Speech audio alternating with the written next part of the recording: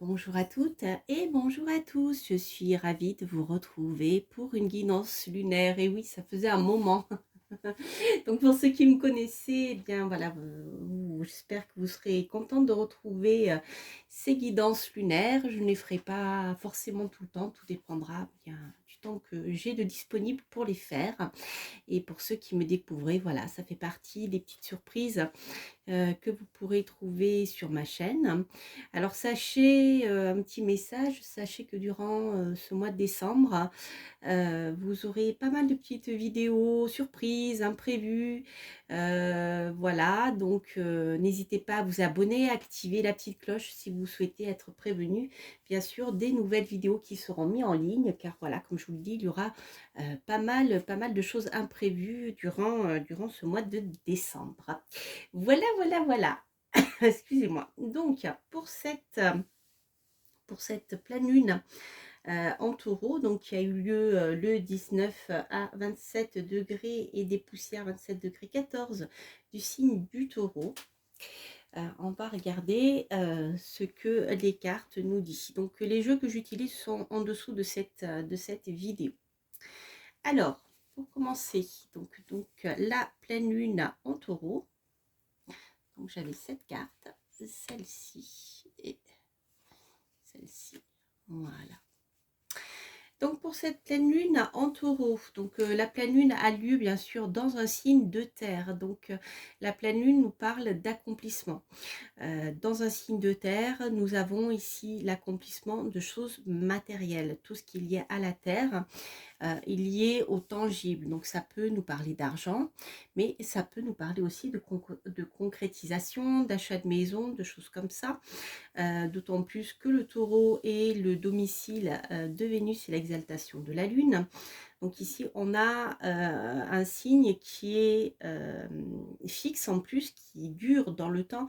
Donc il y a cette notion, vous voyez, de choses de projets qui sont qui peuvent aboutir là maintenant. Si vous avez semé les graines, des choses peuvent se débloquer durant cette période autour de la pleine lune, où vous allez pouvoir récolter les graines matérielles. Donc ça peut être les finances, mais comme je vous l'ai dit, ça peut être aussi lié à la construction d'un foyer, sur quelque chose qui va être stable. Donc, parce que je le rappelle, le signe des taureaux est un signe fixe, donc il met en avant des choses qui durent dans le temps. Donc si vous vraiment vous voulez investir, si vous avez des projets d'achat ou de vous mettre en couple avec quelqu'un, de vous marier, etc.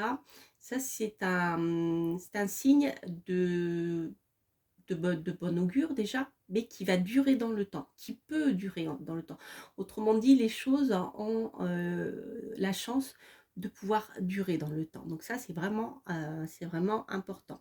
Donc de toute manière, c'est une carte de réussite, hein, donc comme je vous dis, pour tout ce qui est vraiment tangible. C'est aussi une carte qui vous parle de profiter des plaisirs de la vie avec Vénus, de profiter des plaisirs de la vie, des belles choses, des bonnes choses, prendre du temps pour soi, se faire plaisir, etc. Profiter de notre réussite matérielle, car eh bien, lorsqu'on profite de ce que l'on a, même si c'est petit, mais si c'est pour nous, voilà, si c'est important pour notre bien-être, déjà on envoie des vibrations à l'univers qui sont très positives et qui vont attirer l'abondance. C'est-à-dire qu'à partir du moment où on est content de ce qu'on a et qu'on remercie l'univers de ce que l'on a, même si on a beaucoup travaillé, vous voyez, c'est une manière bien de continuer à attirer l'abondance à nous. Donc c'est une carte qui va vous inciter à fêter vos réussites, à profiter matériellement de ce que vous avez réussi. Enfin, c'est vraiment une très très belle carte. Alors, je mettrai juste un petit bémol, puisque ici nous avons une éclipse de lune qui tombe donc le jour de cette nouvelle lune, de cette pleine lune, pardon. Alors, en astrologie, les éclipses ne sont jamais très, très bonnes, d'accord? On a cette notion de flou, de choses un peu cachées, voilà. Alors on va essayer d'en savoir un peu plus, à la fin de ce tirage. Mais voilà, il y a quelque chose qui est caché ou peut-être vous y voyez pas encore très bien. Peut-être que vous pensez que cette réussite ne va pas arriver, ou alors il y a des incertitudes concernant certains domaines. Vous voyez, l'éclipse va vraiment mettre en avant cette notion de choses qui sont un peu déformées. Vous voyez, de réalité déformée, parce que la lumière pendant une éclipse, enfin surtout, je pense aux éclipses solaires, hein, la lumière change lorsque vous avez une éclipse de soleil totale. Je ne sais pas si vous vous en souvenez de la dernière, mais la température baisse, la lumière change, elle est même inquiétante. Vous voyez, voilà, il y a cette notion de choses qui ne sont pas claires, quoi. Voilà. Mais on va y revenir. Alors, mais en tout cas, c'est une très très belle carte. Alors ici, cette pleine lune a lieu dans la mention, dans la maison lunaire 5. Alors, la maison lunaire 5, c'est une maison qui est propice à l'instruction. Donc, autrement dit, si vous souhaitez, si vous êtes étudiant et que vous passiez, peut-être pas des examens à cette période-là, mais puis peut-être pour certains, pour ceux qui sont dans qui font de la formation professionnelle continue, c'est une carte qui est très favorable. Lorsque la Lune se trouve dans cette maison lunaire, les anciens disaient que c'était une carte qui était propice à l'instruction. Donc si vous souhaitez commencer des formations dans le cadre de la formation professionnelle continue par exemple, ou si vous décidez de vous réorienter, de commencer un nouveau métier et pour cela de vous former, c'est une carte qui est très très bonne. D'autant plus qu'elle va faciliter la communication avec autrui. Alors, ici, nous avons Saturne et Mercure. Saturne va nous parler plutôt de travail en profondeur, en solitaire.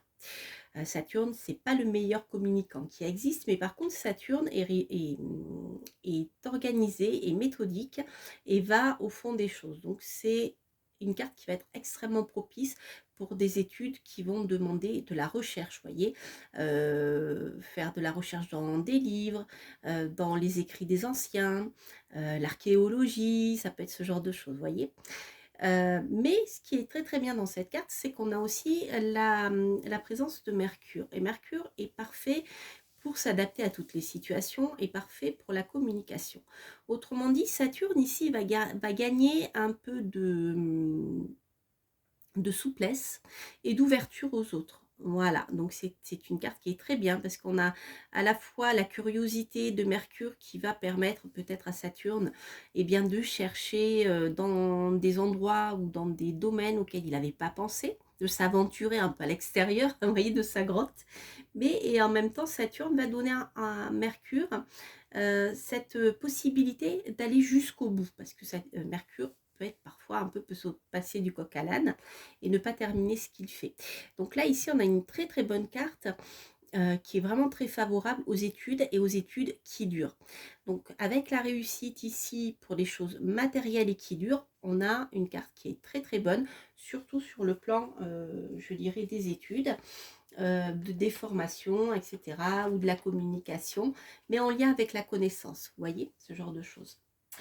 Alors, les anciens aussi disaient que c'était une maison lunaire, lorsque la lune s'y trouvait, mais une période durant laquelle c'était le bon moment pour fabriquer des talismans justement pour les enfants et leurs études. Voilà. C'était aussi le bon moment pour fabriquer des talismans pour ceux qui partaient en voyage. Alors c'est rigolo parce qu'actuellement justement je pense à ça parce que ma fille en ce moment, mais donc, il y a différents salons pour présenter les nouvelles écoles, post-bac, etc. Donc là, on est en plein dedans. Si vous avez des enfants qui sont en train de se renseigner pour leurs études supérieures, sachez que c'est un bon moment, cette période est bien, bien, bien propice, bien pour trouver, je dirais, la bonne école, la bonne filière aussi, pour pouvoir réussir ce qu'ils souhaitent et que ça puisse durer dans le temps. C'est-à-dire, par exemple, pas commencer une formation et puis sauter, je ne sais pas commencer, ça arrive très souvent aux étudiants et c'est tout à fait normal, hein, même aux adultes, hein, C'est-à-dire pas commencer une formation et puis se dire bah non, c'est pas bon, changer en cours de route, vous voyez, voilà. Ici, c'est plutôt une carte qui va, c'est un assemblage de cartes qui pour moi va arriver, va permettre une stabilité et une réussite dans le temps, mais une réussite stable, voilà, qui va durer. Avec, je vous dis, bon, le petit bémol de notre fameuse, de notre éclipse, hein, parce qu'elle peut aussi nous parler de choses qui ne durent pas dans le temps. Alors, à voir, mais bon, là, on est en astrologie occidentale. Alors, la carte que j'ai tirée, donc, est la carte d'Artémis. Et la carte d'Artémis va vous mettre en garde contre une certaine impétuosité. Donc si vous êtes quelqu'un qui est un signe de feu, hein, que vous soyez bélier mais aussi lion ou sagittaire, hein, et surtout bélier, hein, qui a Mars qui a tendance à sauter, voilà, à partir un peu dans tous les sens, hein, c'est bélier, c'est le printemps, donc tout pousse, tout commence à germer, à pousser, et il y a énormément de, voilà, d'énergie, voire impétueuse. C'est une carte qui vous invite justement à vous calmer, à prendre le temps de la réflexion, pour ne pas partir justement dans tous les sens, et bien analyser tous les tenants et les aboutissants de ce que vous souhaitez. D'autant plus qu'il y a cette fameuse éclipse de lune qui est là. Donc, même s'il y a quelque chose qui vous semble bien, qui vous plaît, peut-être ne sautez pas tout de suite dessus. Prenez le temps de la réflexion, de la comparaison, de manière à pouvoir réfléchir et je dirais semer, enlever ce petit trouble là, voilà, ce petit brouillard de l'éclipse qui vous empêche peut-être de, voilà, d'y voir clair. Donc je dirais que l'impétuosité ici sera votre ennemi. Et c'est voilà, pour moi c'est un tirage qui vous incite à lever, voilà, les voiles de l'illusion, on va dire, hein, qui se cachent derrière l'éclipse, pour essayer de voir ce qui est vraiment réellement concrétisable. Alors parce que vous avez peut-être des envies, des choses qui vous passionnent, vous êtes parti à fond, mais bon, voilà, peut-être que eh bien, certaines choses sont faites pour vous et d'autres non. Voilà, peut-être que vous êtes aveuglé par votre passion, votre impétuosité. Donc faites attention peut-être à ça. Alors, ensuite, j'ai tiré la carte de la déesse sombre, que j'aime beaucoup, qui est la carte des plaisirs solitaires. Donc, c'est ici une carte qui vous incite à prendre du temps pour vous. Prendre du temps pour vous faire plaisir, pour être bien, pour vous occuper de vous.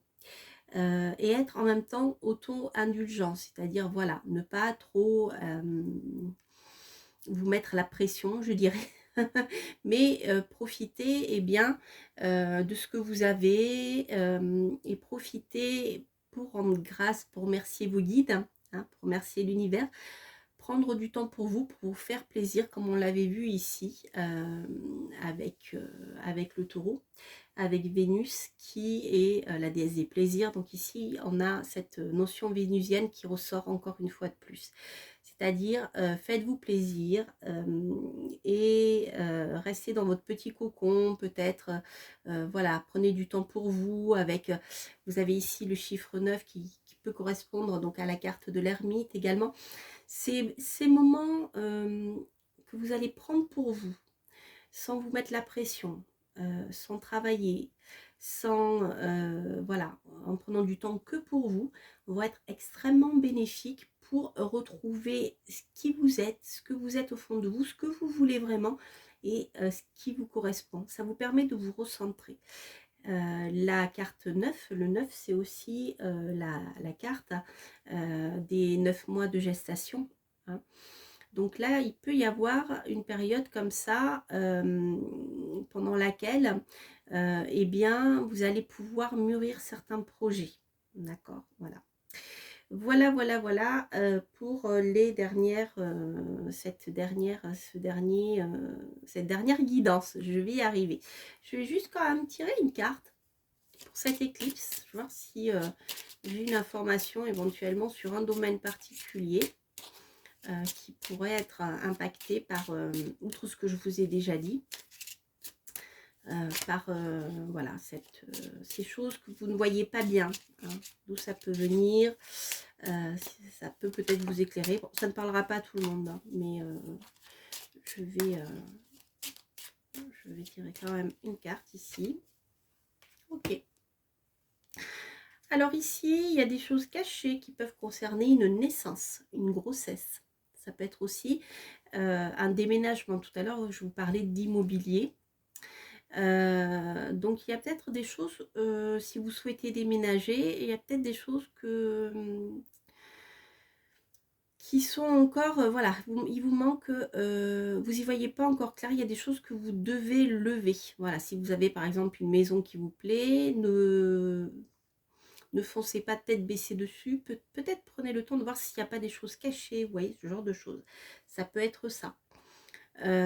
Si c'est pour une grossesse, et peut-être êtes-vous déjà enceinte et vous ne le savez pas. Ou alors faites bien attention si vous ne voulez pas d'enfant, de bien vous protéger. Vous voyez, parce qu'il y a des choses qui sont pas claires par rapport à une grossesse ici. Ça peut être ça, voilà. Comme je dis, ça parlera pas à tout le monde. Mais je voulais quand même tirer une ou deux cartes pour préciser. Voilà, quoi qu'il en soit, c'est une carte extrêmement positive, hein, puisque ici,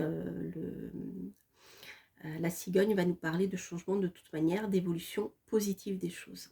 D'accord. Mais bon, comme je l'ai tiré pour savoir quelles étaient les choses qui pouvaient être un peu cachées pour certains d'entre vous, voilà, on a plus cette notion de déménagement et de grossesse qui ressort. Voilà, chers amis, bien écoutez, j'espère que cette guidance lunaire vous aura plu.